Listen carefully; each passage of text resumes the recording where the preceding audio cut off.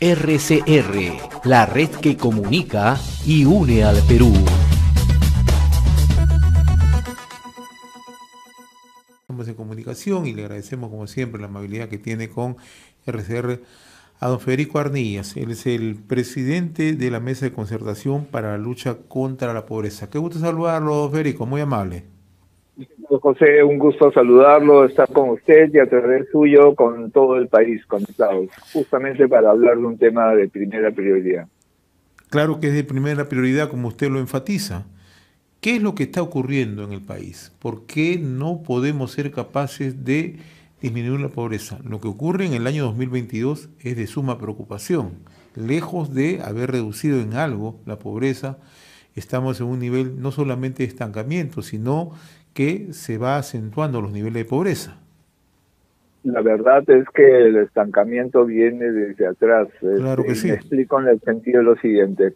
Como país, cuando uno mira desde el año 2004 para acá, lo que encontramos es que efectivamente estuvimos reduciendo sistemáticamente las cifras de pobreza en general y las de pobreza monetaria en particular.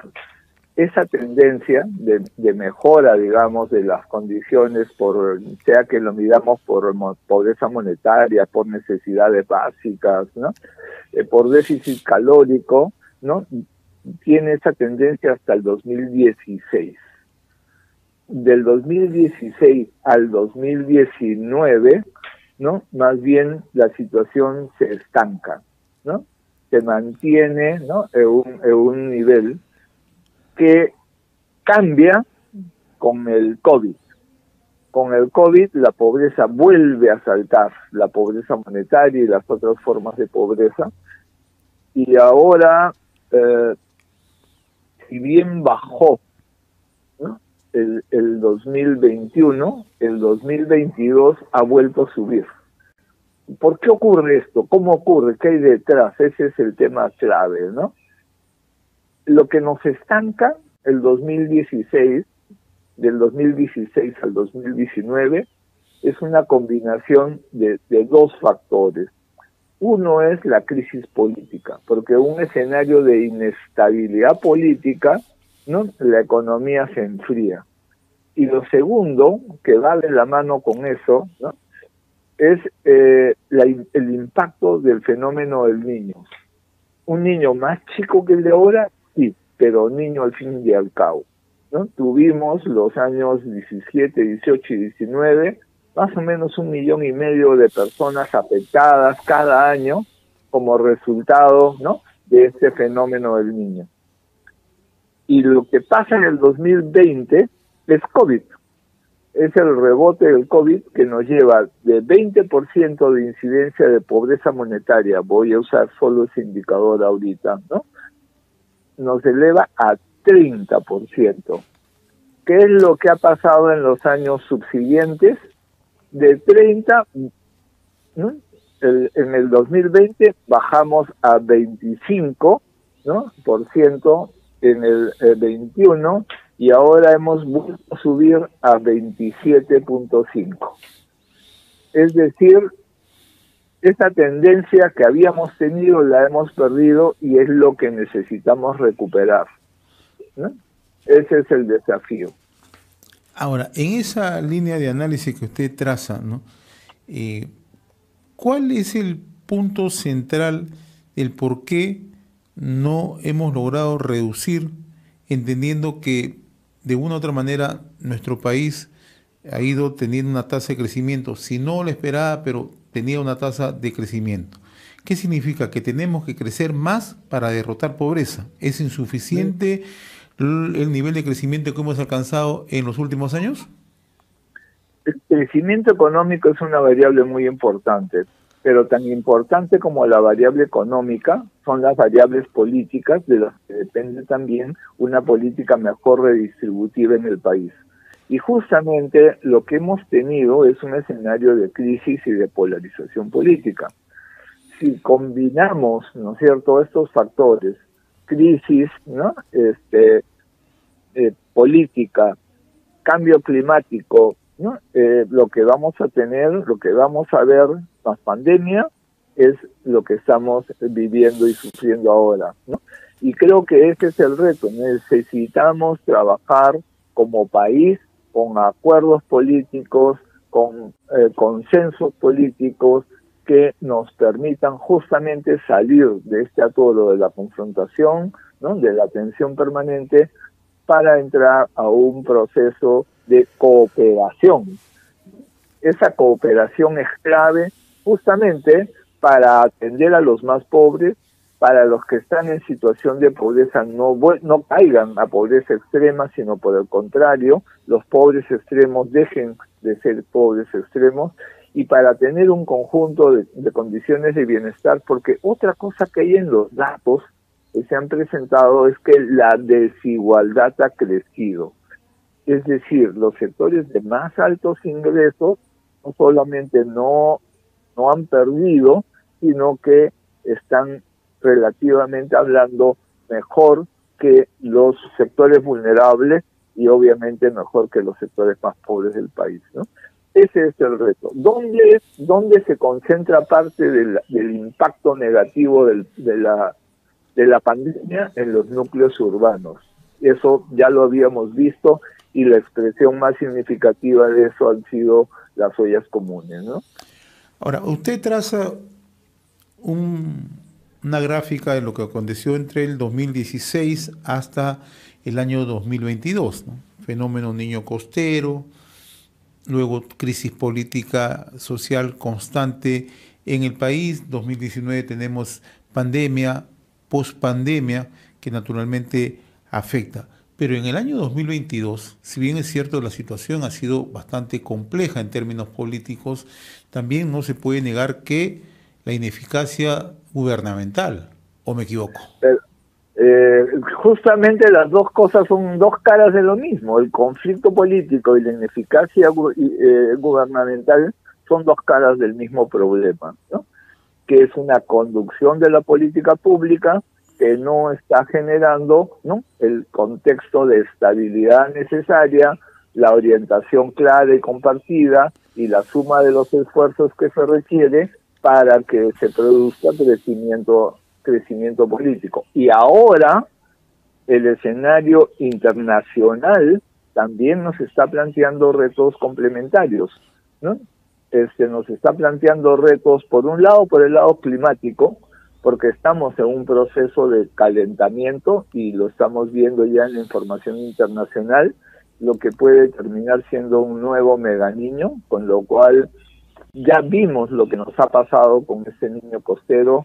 Ese escenario puede volverse a repetir y complicarse, pero además están los factores de conflicto económico, de crisis económica internacional, ¿no?, que es noticia de todos los días, ¿no? Está el problema de Ucrania, el problema de la economía en Estados Unidos, ¿no? Por mencionar dos, el problema del dólar, digamos, ¿no?, que son tres de los factores que están marcando el nuevo escenario. Y la pregunta que tenemos que hacernos es cómo nos estamos ubicando como país frente a este nuevo escenario, que tiene factores internos y factores externos, ¿no?, que deberíamos estar atendiendo. Ahora, ¿qué pasó entre el 2019 al 2022? En el 2019 había entrega de bonos que tanto daba a conocer en ese momento el presidente Martín Vizcarra, ¿no? Bonos para distintos sectores, en distintos momentos, ¿no?, en distintos periodos, ¿no? ¿Y qué ha pasado en esa época hasta el 2022, ¿no? En el 2022 hemos tenido una reducción de impacto en cuanto a los programas sociales. No, felizmente no. Los programas sociales se han mantenido, y eso efectivamente lo que está haciendo es que la pobreza no se evidencie o no haya alcanzado niveles aún más graves de los que ya estamos viendo. Tendríamos un retroceso mayor. Creo que eso sí es un elemento sustantivo, ¿no? Y lo que necesitamos, ¿no?, probablemente es mejorar la política para ampliar, ¿no?, la población que debe ser atendida por lo que yo llamaría, ¿no?, un piso de protección social, ¿no? Creo que ahí tenemos un desafío para la política pública. Sin embargo, también hay que saber que la situación económica, ¿no?, en términos globales, puede verse complicada. Entonces, nuestros retos están en ese campo, ¿no? Cómo tenemos un acuerdo político que le dé estabilidad al país, que nos permita tener un crecimiento que no se base en aumentar las desigualdades, sino que por el contrario, un crecimiento que mejore, ¿no?, la distribución del ingreso, que cierre brechas de pobreza que, como estamos viendo, se han acrecentado, ¿no? Es lo que podríamos decir un crecimiento pro pobre. Ahora, en el tema de la ejecución de proyectos vía inversión pública, eso lo está poniendo en marcha ahora el gobierno. Seguramente no vemos los resultados a la vista, pero también el otro motor es la inversión privada, que se ha visto contraída en los últimos años y genera mucho empleo. El factor clave en la contracción de la inversión privada es la inestabilidad política. Entonces, si generamos estabilidad política, obviamente el clima de negocios va a ser positivo. Y el tema del Estado es que tiene que garantizar derechos. Y lo que no estamos teniendo es un tipo de gasto público que efectivamente revierta en una adecuada protección de derechos de la población. Porque estamos hablando también de capacidades humanas claves para el crecimiento económico del corto plazo, pero también el crecimiento económico sostenido, ¿no?, en el mediano y largo plazo. El factor más importante estratégicamente hablando, ¿no?, del crecimiento económico es el factor humano. Y en un escenario donde tenemos altos niveles de enfermedad desde la primera infancia, ¿no?, y tenemos una pésima calidad de los servicios educativos, lo que estamos haciendo es descapitalizarnos, ¿no?, pero descapitalizarnos en capacidades humanas, que son de las que dependen todas las otras cosas que hagamos, ¿no es cierto? Entonces, hay que cerrar esas brechas, ¿no? Esas son las brechas claves que hay que avanzar en cerrar. Si no, la infraestructura no nos va a salvar. Lo que nos salva, ¿no es cierto?, cuando usted llega a un establecimiento de salud, la clave del asunto es, entre comillas, el gasto corriente. Es decir, que esté el personal de salud, que esté capacitado, que estén los insumos que se requieren para atenderlo, los medicamentos y, por supuesto, ¿no?, que los equipos con los cuales se puedan detectar sus problemas de salud estén operativos. Ese es el núcleo, ¿no?, del que depende su salud. Y ya allí fallan las cosas, ¿no? La atención es tardía, ¿no? Hay que hacer largas colas, no hay todo el personal, etcétera. Entonces, creo que donde hay que invertir es en aquello que genera, en el primer momento, capacidades humanas, que son las que si se pierden ya no las recuperamos. Un niño con anemia, ¿no?, un bebé con anemia, una adolescente embarazada con 12, 14 años, ¿no es cierto?, tiene un daño que le va a recorrer toda la vida. Y estoy hablando de temas que tienen una incidencia muy fuerte en el país, ¿no? Usted ha tocado un tema central, ¿no? Y esto ya forma parte también de las responsabilidades que tienen los gobiernos subnacionales, ¿no? De acuerdo a el marco legal en el país, estas competencias, salud, educación, están de manos del gobierno, de los gobiernos regionales. ¿Y qué pasa, don Federico? De 15 de las 25 regiones durante el 2022 han aumentado su situación de pobreza, ¿no? El aumento ha sido mayor en regiones de la selva y norte del país. ¿Qué pasa en Cajamarca? ¿Qué pasa en Huánuco? ¿Qué pasa en Puno, ¿no?, donde son las regiones que concentran más pobreza en el año 2022? O sea, acá también hay una responsabilidad compartida, ¿no? No todo es del gobierno central, ¿no? Totalmente de acuerdo. Hay un problema de los 3 niveles de gobierno, ¿no? Y esto es como el cubo mágico. No sé si usted recuerda el aparatito ese, ¿no?, que tiene 3 capas, ¿no?, y que hay que irlos moviendo para sincronizarlas. Bueno, aquí no pasa eso. Tenemos gobierno nacional, gobierno regional y gobiernos locales. Incluso en los gobiernos locales tenemos 2 niveles, el provincial y el distrital. Pero aquí las piezas no se mueven ordenadamente, todo se va caotizando. En lugar de irse armonizando y articulando, ¿no?, se está desestructurando. Y con los cambios políticos que hemos tenido, con ministros que no duraban a veces ni 2 días, ¿no es cierto?, eso es mucho, mucho peor. Entonces, eso nos está atravesando como Estado y como sociedad. Entonces necesitamos revertir esta situación. Entonces no es un tema de papá gobierno nacional, es un tema de participación ciudadana en el proceso. Fíjense, estamos en un compromiso con la Contraloría de la República para recuperar, ¿no?, 2 procedimientos que son mandatos constitucionales, ¿no?, el plan de desarrollo concertado y el presupuesto participativo.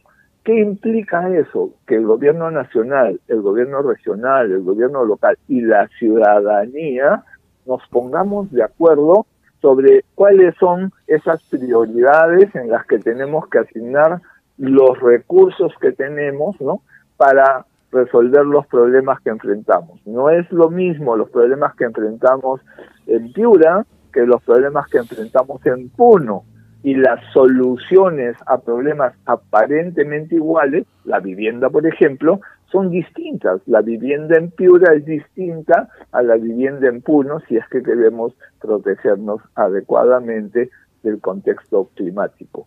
Creo que ese es un elemento fundamental. Ciudadanos, ciudadanas, organizadas, organizados, participando en el proceso, una clase política que no le tenga miedo a escuchar a la gente, ¿no?, que donde la gente aporta, recoja los aportes, donde se evalúa técnicamente que no es adecuado, explique por qué, que haga educación política, cívica, ciudadana, ¿no?, y que podamos tener sobre esa base compromisos como los que se han hecho en el último proceso electoral con los gobernadores regionales, y que en este momento estamos haciendo seguimiento al cumplimiento de esos compromisos. Estamos al inicio, pero estamos arrancando ese proceso de seguimiento. ¿Y con qué data? Con la que tenemos de base.